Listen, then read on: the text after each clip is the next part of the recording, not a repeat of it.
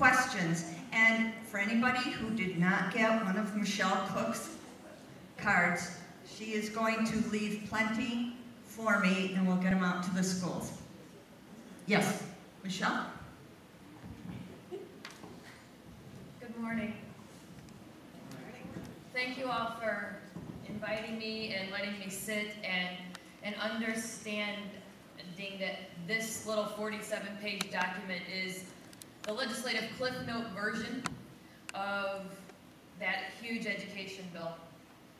And before I get into all of that, I just wanted to say that those of you who are high school teachers, could you all raise your hands?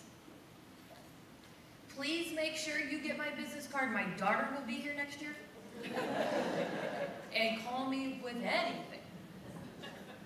I believe in the public school system. My 2 older children have graduated from Torrington High School. I am a high school graduate in a public school system, and I believe that I want my other 2 children to graduate from this school as well.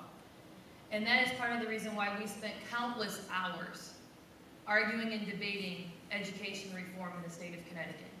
It's not only for my children, but for every child out there that does not have somebody to argue and advocate for them.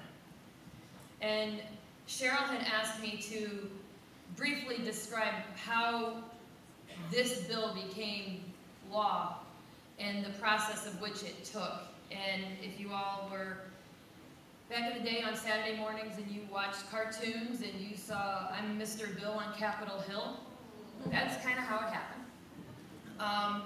But it wasn't just 3 or 4 people sitting in a room pointing fingers and deciding that this needed to change and this needed to change. In here, there's 2 bills that were combined together. Senate Bill 24, which was in 2 different versions. I call it Senate Bill 24 number 1, the governor's version, Senate Bill 24 number 2, the educational committee's version, which merged into Senate Bill 458, the final bill. And then also the reading recovery bill that was a standalone bill that got merged into this. That's why you saw it increase in size. And so you also know too that every union representative out there at the highest level of which you all have representation at the state was in the room on a regular basis arguing and defending you all and figuring out what was best and right for what you believe, what they thought was best and right for what you all should have, and at the same time what they believed was better for the students. So this was a collaborative effort of all AFT, CEA, superintendents, legislative bodies, and the likes. And so I really hope that you understand that it was not finger pointing and you know, just saying, oh, it was you, Bill, and it was you, Cheryl, and you guys are not doing your job. This is about making sure that our students get the best quality education that they deserve to have. And I can't say that I believe that it's right here in Torrington that is the problem, but we are one collaborative group in the state. And we do have one of the largest achievement gaps in the country. Torrington has one of the highest dropout rates in the state of Connecticut and one of the highest arrest records at our very high school in the state of Connecticut.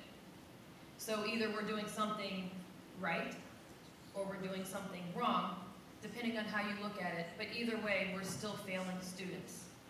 And we can't afford to do that because those students are going to be the ones that are making decisions for us as we get older. And I really hope that we prepare them to run the country and take care of us because that's what our families have done for us in years past. So as what I would like you all to do, if you have a piece of paper and a pen, I would like to give you the website as to where to find the Cliff Note version of this bill specifically.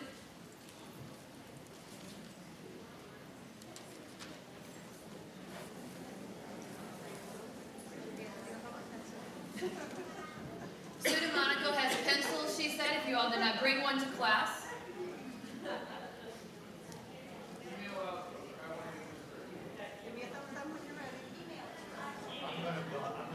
Okay, they're going to put it on the website, but this, for those of you who are ready, if you go to cga.ct.gov, and at the top of that website, there'll be a little blue box, and you'll be able to put a bill number in, and you're going to want to put in 458. That's the new education reform bill. And in the bottom, well, about midway in the page on the right-hand side, it'll say bill summary. And if you click on the bill summary link, that'll give you the 47 pages. And if you guys cannot find it, email me. I will send you the direct link. I can copy and paste it all to you. And then after you read it and you all have questions, please email me. There's going to be some things that are clearly not finalized. There's also going to be things that could very well change. And as we know, by putting legislation in, you don't always get everything right the first time. Some things are perfect, some things are better, some things are worse. But we're going to rely on you all for your feedback as we move forward to see just how the implementation of these things are going along.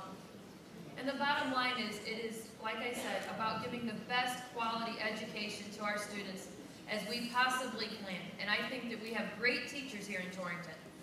And I thank you all for reaching out to me and asking questions. And I hope that I got back to all of you with your answers. And I encourage you to continue that dialogue, because that's the only way that we're ever going to continue to improve this and move forward and get this right. So thank you all very much, and I will turn it back over to Sean.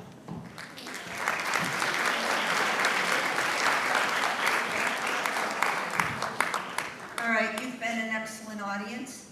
Thank you very much for this morning. With questions, we will get Michelle's card directly to you, so you can, email her yourself.